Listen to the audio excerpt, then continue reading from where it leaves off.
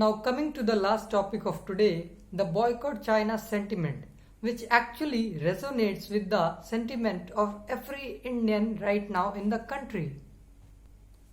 But before we discuss that can we make this sentiment a reality, let us discuss why boycott China and why not only India but actually most of the countries across the globe shall actually boycott China.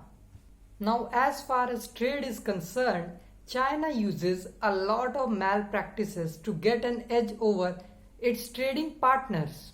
It actually uses coercive strategies to get the benefit over the other countries it is trading with.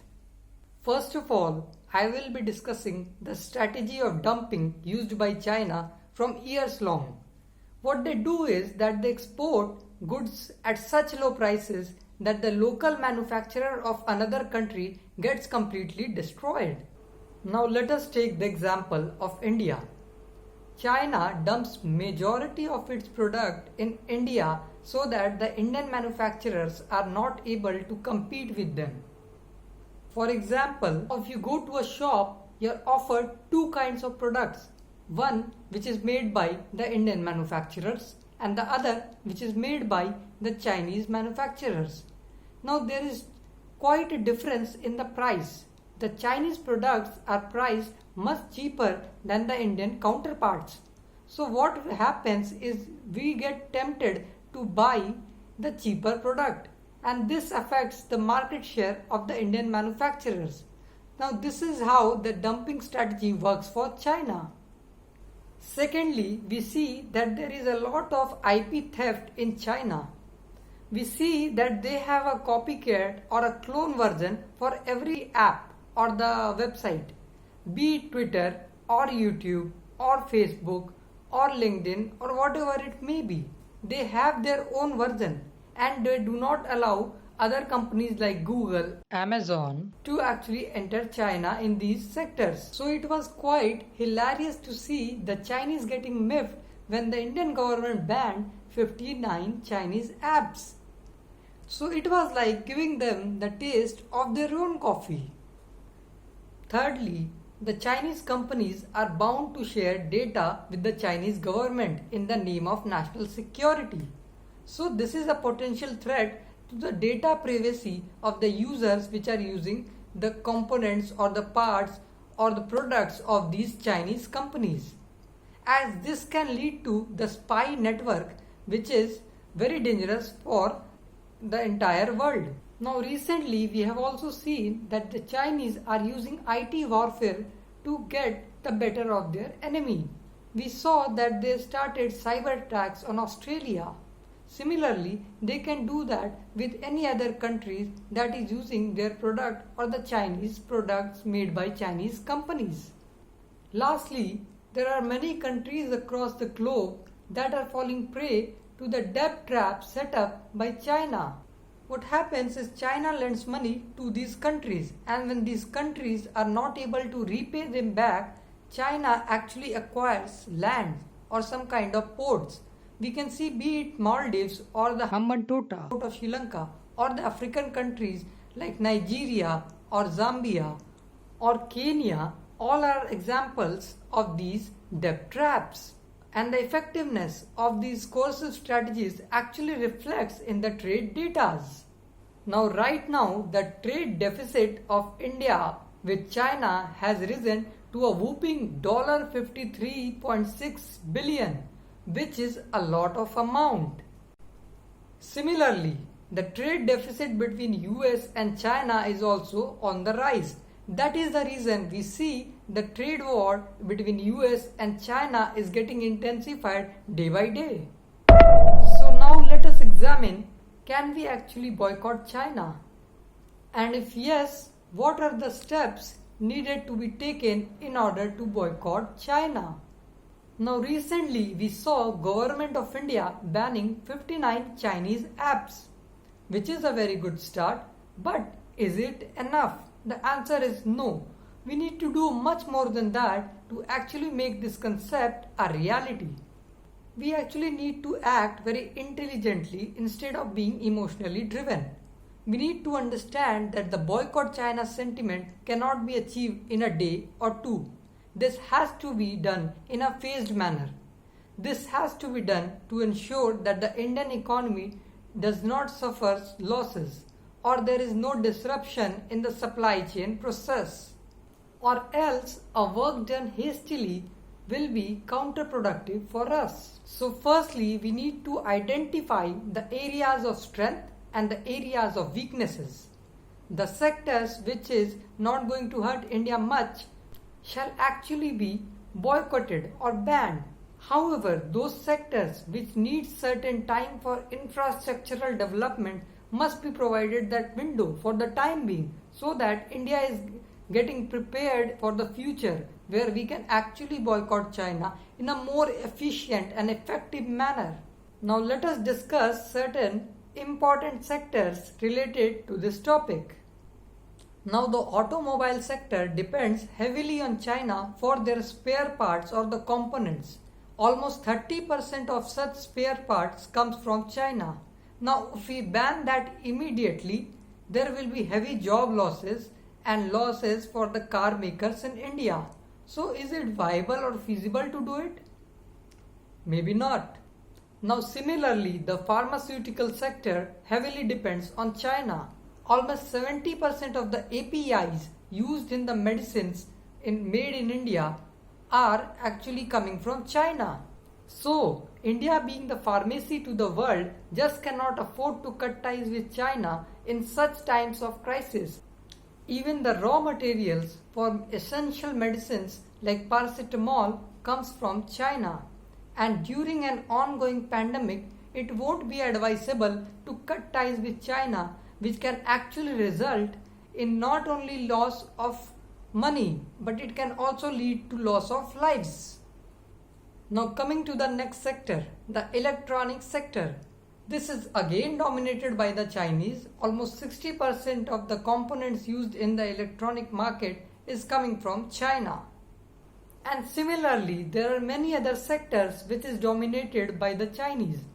However, we don't need to get bogged down by these data, because it is not just the data that decides the fate of any country, it is the people of that country that decides the fate of it. And we Indians are tough enough to take on the Chinese and to turn the tables in the coming years.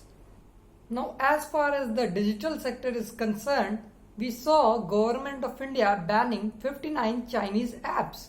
And we also saw that recently few Indian companies are replacing popular apps like TikToks.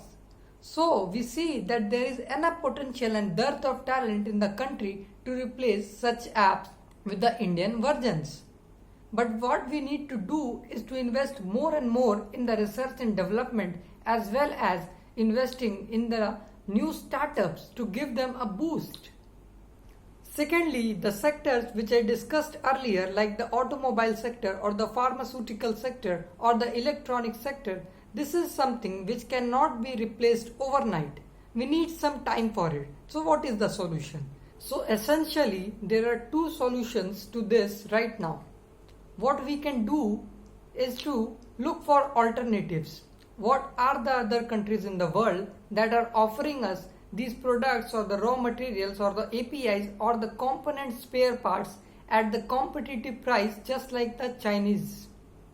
If we find such, we can actually slowly in a phased manner replace the Chinese products with the other country's product.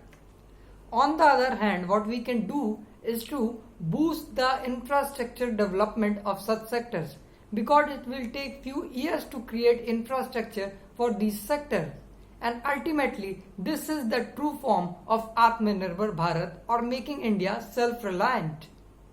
Now in the past few years, we have seen the rise of Indian startups, and these Indian startups are funded by many Chinese investment companies. And there is a trend on social media that we should boycott all such Indian startups. But I am of the opinion that this will not be the right strategy. What we can do is to selectively boycott such startups. We need to analyze that which startup has more than 40% or 50% share invested or the money invested by the Chinese companies. If the percentage of Chinese investment is low, we should not actually boycott it, because it can be actually counterproductive or cut the growth prospect of the Indian startups. However, in case any Indian startup has high level of Chinese investment, then we should think twice before purchasing any commodity or services from that particular Indian startup. Now, apart from the Indian citizens, the Indian government need to take a more proactive role. What they can do is to create better trade alliances or better foreign relations with countries across the globe, be it Europe or America or Asia. We need to be more proactive with the trade relations and how we can encircle China not only in foreign relations but also in trade affairs. The government also needs to ensure that a more conducive business environment is given to the companies which are coming to India. Because in the past few days we have seen that many companies which exited China did not come to India.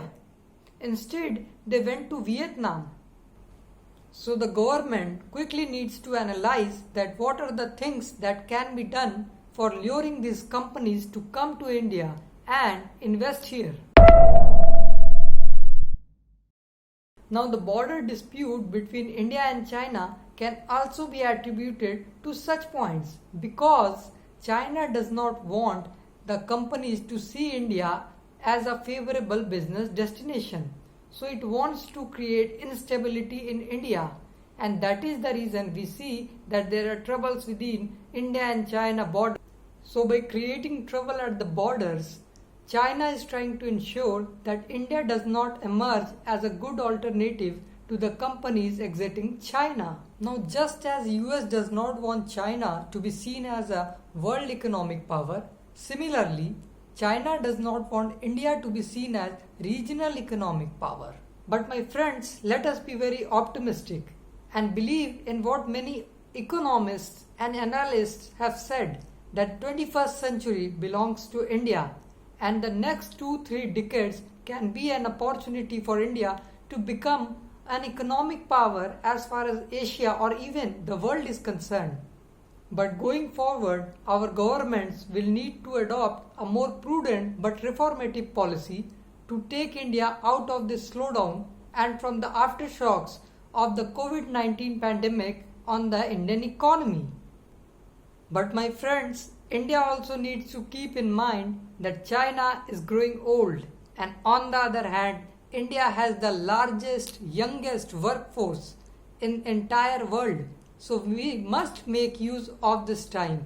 We must use our youths to the best capabilities so that we can ensure a better future for a better and healthy India.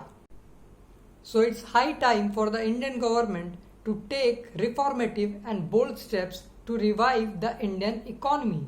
And this will also help the government to provide adequate money for the defense budgets, which will thereby improve and strengthen the Indian military, which is highly important to make India a strong power. I hope you liked the video, and if you have any query or feedback, please put that in the comment section. Also, if you want me to discuss any particular topic in my next video, put that also in the comment section.